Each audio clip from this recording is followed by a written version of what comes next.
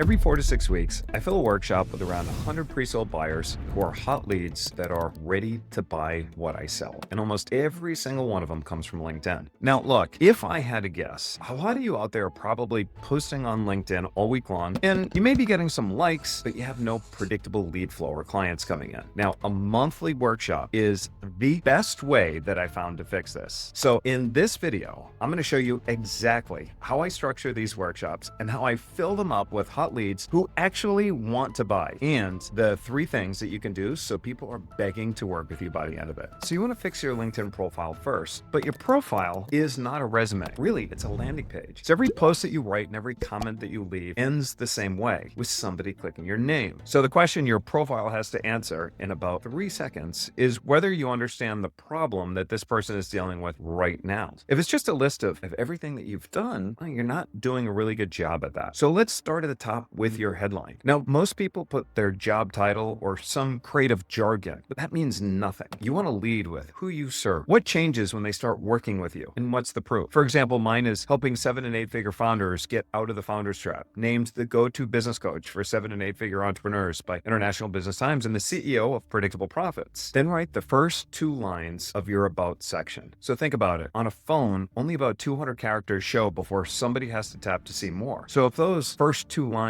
don't grab them, they're never going to read the rest. The structure that we like to use is what's known as PAS, problem, agitate, solution. You name the thing that they're living with, you make it hurt a little bit, and then you show there's a way out of the pain. It's really important you make it about them, not you. So on my own LinkedIn profile, I start with saying, look, you built a real company. It still needs you for the next deal, the hard call, and the Friday fire. That's the founder's trap. I help 7 and 8 figure founders get out of it. And then to read more, they've got to click the more button. And let's not forget the banner at the top of the LinkedIn profile. Now, many times people just use an image. It really means nothing. Think about that banner as a billboard. If you're driving on the highway and there needed to be a billboard that said something about you and what you do, what would that billboard say? What would get them to stop and pay attention to you and what it is that you have to offer? That's what the banner image needs to look like on the top of your LinkedIn profile. Now, once your banner, your headline, and your about section are done, now go in and fill your skills, because that's what allows people to find you way easier. Profiles with 5 or more skills, they're 33 times more likely to show up in searches. Now, personally, I like to put about 20 to 30 skills on there. A lot of people have maybe 2 or 3, so they never really come up with somebody's searches for what they do. Then after that, you want to use your featured section as proof. So we know consumption drives conversion. Show content that educates and show the outcome. Again, it's consumption that drives conversion. So put the content out there in the featured section that gets them to consume. So that makes them more comfortable when engaging with you. But a good profile, it still doesn't tell you who to invite. Every single person who shows up to one of our workshops comes from either 1 or 2 places. The first one is your first degree connections. So the people that already connected to on LinkedIn, because these are the ones that are the easiest because you can message them directly without paying for anything. Now, I use LinkedIn Sales Navigator to filter that list down to the exact type of person that I want in the workshop. And I only include people who have posted in the last 30 days. Because if somebody hasn't opened their LinkedIn in months, they're probably not going to see your invite anyway. And then the second one is everybody who engages with what you post. So that's the people who comment on your posts, the people who like them, the people who view your profile, the people who follow you, the people who send you a connection request. Every single one of those people just did something on your posts or your profile. So they already know who you are, and all of them can be invited to your workshop, which is also why you have to be actually posting content continuously. If you stop posting for a month, then there's nothing for anybody to actually comment on or like. So the second group stops growing if you're not posting. Now, out of that second group, there's a specific order in which you want to reach out to first. Now, at the top are the people who sent you a connection request, because they're about 3 times more likely to engage with you and they reply the fastest. Then it's anybody who's commented on your posts. And then after that, anybody who's likes them. And then below that, you've got the people who viewed your profile or followed you. And generally those people haven't really said anything. They've just followed you or viewed your profile. And then you've got your existing connections, but these are the connections that are cold. You've never actually spoken to, but you are connected by a first degree. Now, if your network is only a few hundred people, that's okay. It only matters for the first group that we spoke about, because the size of your network has nothing to do with that second group. But if you're posting regularly, the people commenting and liking and viewing your profile, they don't have to be connected with you at all. And that's true whether you've got 300 connections or you've got 30,000 connections. So what you want to do is spend a little bit of time every day starting conversations with people who engaged, both in the comments and in the messages. Now, those are the two places your own attendees actually come from. But there's one more option if you don't want to wait for your audience to grow. And that would be you partner with somebody who already has a relationship with the people that would be ideal to attend your workshop. Now, you're looking for somebody who sells to the same buyers that you do, just a different service, so that you're not actually competing. So an example of this could be a bookkeeper, it could be a marketing consultant who both work with founders doing, say, a few $1,000,000 a year. And then you run the workshop together, you promote it to your own list, and then watch what happens. I mean, we did one of these and we made $87,000 from it in just 3 days. And that was a paid workshop that was retail at $497 a ticket, but the partner offered a discount that cut the ticket price in half for his list. And still, the $87,000 was our half after the split with the partner. So the partner wanted to promote the workshop because he knew his list would massively benefit from it, which helped their clients get a better result and then directly made them look better too. It's also important to preheat them before you invite them. Before you reach out to a single one of those people, there's something that has to happen first. You want them to already know exactly who you are by the time that they get the message. So the rule is that you give before you ask. So you're not pitching or you're not offering them anything the entire time that you're warming them up. And you know it's working when a prospect gets on a call and they tell you the 4 magic words, I see you everywhere, because that familiarity builds trust and it creates demand. Now we call this preheating, and it's completely separate from reaching out to somebody. So the first half of preheating is retargeting ads, and it starts with the list that you built. So you take those prospects, you get their email addresses, you upload them into the different ad platforms, and that's AdRoll, LinkedIn, Meta, and Google. And then you show those ads to those people so they see your brand over and over and over again before you ever end up contacting them. And this doesn't take a really big budget. One of our clients did this, and his outbound response rate went from 0.5% all the way to 5%. Then the second half of preheating is engaging with those same people every morning. So you add them into a lead list inside of LinkedIn Sales Navigator. Then you open that list up. You like their posts, and you leave a comment that's actually valuable. So you're giving them a like, you're giving them a comment, you're giving them engagement, you're giving them a dopamine hit. And so you build that relationship. Make sure when you're leaving comments though, that you're not leaving some generic, hey, great post comment. You want to leave an actual value-added comment that gives somebody a reason to reply to you, because what you want is a reply. And once they reply, then you're in a conversation with them. And there's a lot more to preheating than I can just fit in this video. So subscribe to the channel and we'll do a separate training on it, because you really don't want to miss this one. Now picture what all of this looks like to the prospect. They're seeing your ads everywhere. You're showing up in their notifications. They've had a couple back and forth comments with, and now you're in a conversation. So when the invite finally shows up, you're not some random person asking for 90 minutes or 2 hours of their time. And the odds of them accepting go way up compared to leading with the invite. So the reason I keep saying comment specifically is because on LinkedIn, a comment increases your visibility. So the more you comment on somebody's post, the more LinkedIn also shows you to them. And when you send a connection request after a comment or two back and forth, 60 to 70% of them will accept, compared to it's about 30% when they've never heard of you. Now, people always ask me how big this list has to be to actually get 100 people to show up to the workshop. Well, to get 100 people, you'll want to create a list of, generally it's about 750 to 1,000 first degree connections. But the difference between 750, 1,000, or even 500 comes down entirely to the preheating, because the warmer that audience is, the better your response rate. So 500 people who already know you will get way more signups than say 1,000 who don't. And this is also why the numbers on LinkedIn are so different from email. So a warm prospect replies at about 44%, where cold email, they might get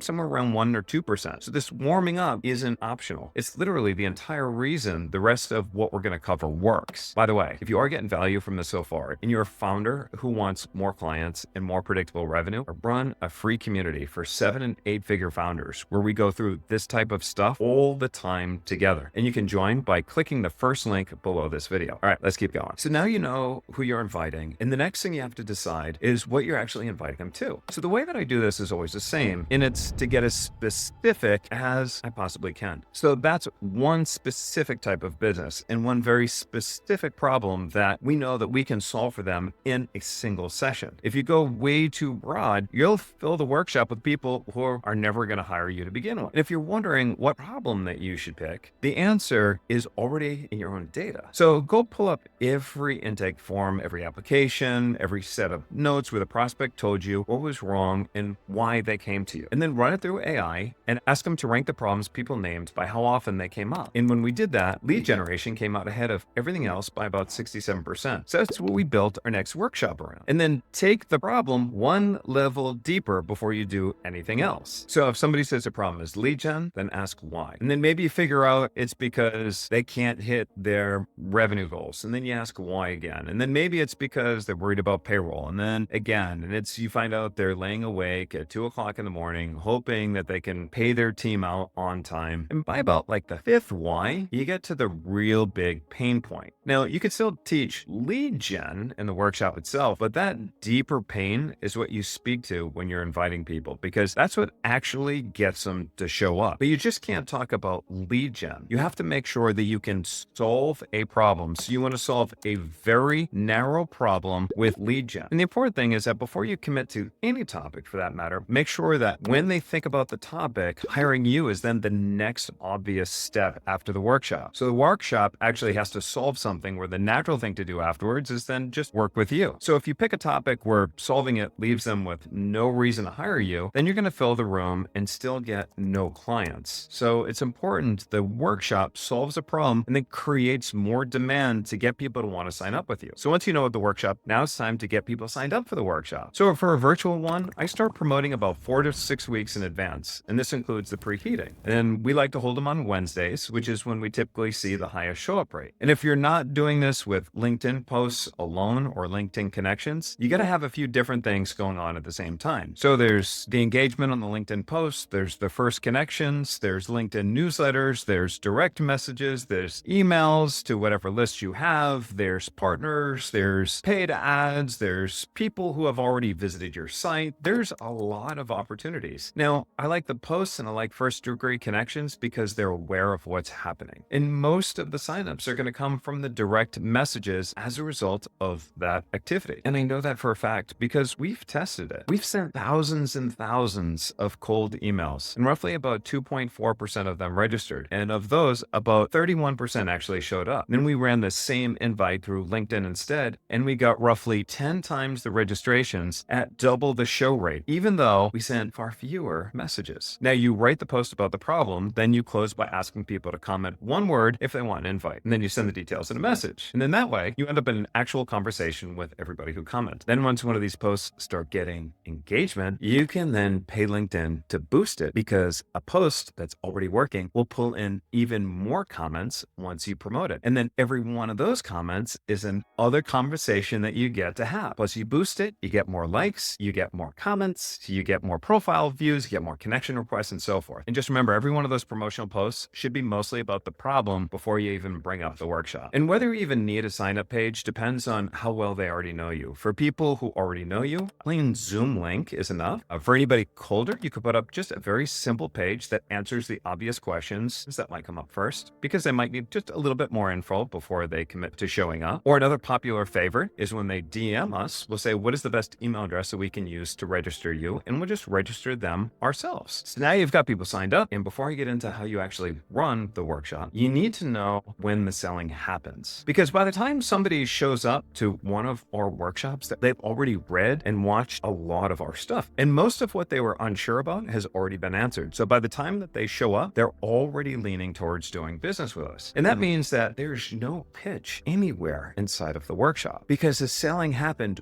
way before they ever got on the call. And that's what we mean about a pre-sold buyer. Also remember that a workshop is completely different from a webinar. When people think webinar, they think recorded, generic, and a pitch at the end. And they're usually right. In a workshop, we show up and we get the actual work done together. We solve the problem during the time that we're there. So people leave with something that they can actually go and use, whether or not they ever buy from us. There are 3 things that we do in every single one of them that get people asking to work with us. And the first thing is how we set up the 90 minutes. First, you want to open on something that stops them. So in my case, we may start with the fact that 66% of companies that make the Inc. 5000 fastest growing companies list either go out of business, shrink in size, or become disadvantageously sold within 5 to 8 years of first getting listed. And that's because there's a difference between fast growth strategies and predictable growth strategies. And after that, we spend a few minutes telling them exactly what we're going to cover. And you also want to pre-frame the invitation that they'll get for those people that want to go further and work with you at the end of the workshop. It's not a pitch, it's an invitation. Bulk of the time is the teaching, where you solve that one problem with them. And you give them the whole framework to copy so they can get an actual win during the session themselves. So you're solving that narrow solution and getting it done, and that they'll hire you for the rest of the solution. But what you're doing in that narrow solution is you are creating results in advance. You are giving them a win and a taste of what it's like in working with you. That's why it is so important that you create this first win, that you give them something of massive value so they feel the progress. You begin to solve their big pressing pain. And then you may leave the last 10 minutes for questions or for telling them how they can work with you. Now, all the way through the workshop, you want to keep them doing something. You want to ask for one word in the chat. You want to get a show of hands. You just want them engaging with you. Now, the second thing that gets people asked to work with you is the one thing you say about an hour in. You tell them the one thing that you believe that nobody else is telling them, and it reframes the whole problem for them. And you'll see it on people's faces because it just changes how they see something that they were certain about. You see, if you get this right, getting them to then convert becomes so much easier. Now, the third and final thing that gets people asking to work with you is the way that we close the workshop. See, instead of just asking for the sale, we send them an invitation. And there are many periods throughout the process where we'll send them the invite. And then at the end, we'll say something like, in the beginning, I told you that if I deliver my promise, that I show you where you could get more. So quick show of hands. Who wants to know more about what it might be like to work with us? And then the hands go up, and I tell them how. And that's the next step. It could be whatever fits your business. So it could be inviting them on a call with you. It could be maybe buying something outright, but you already showed them where they are and where they want to be, and then how to get them from one to then the other. So then the only thing left is to ask them what working together actually looks like. In the beginning, you might only have 10% of those people converting, but then eventually, as you become better at it, the goal needs to be a floor of that 20%. Either 20% of those people jumping on a call with you, or 20% of those people buying your offer. And the warmer they are, the more you preheat them, the more content they consume, the higher the conversion rate. Now, after the workshop, the money really comes from the follow-ups that you send. Now, you need to send at least 3 emails afterwards. One directly after the workshop, one the next day, and one more before the end of the week. And then you write a separate one for the people who registered and never ended up showing up, because a lot of them can still become clients. They just had something come up. You also want to keep the ads running on everybody who attended the same way that you did before the workshop, so they keep seeing you over and over and over again while they're making up their minds. Now, before I let you go, if you want more on filling workshops, getting clients off of LinkedIn, and building predictable growth into your business, be sure to join my free community by clicking the first link in the description. Now, there is way more in there on all of this than I could ever fit into one video. And there are hundreds of 7 and 8 figure founders in there. They're all building similar businesses to yours. So you can get help and feedback from people who have already been there and done that. So again, you can join for free by clicking the first link in the description. And if you want to see how I turn those workshop conversations into deals worth over $100,000, then check out this video next.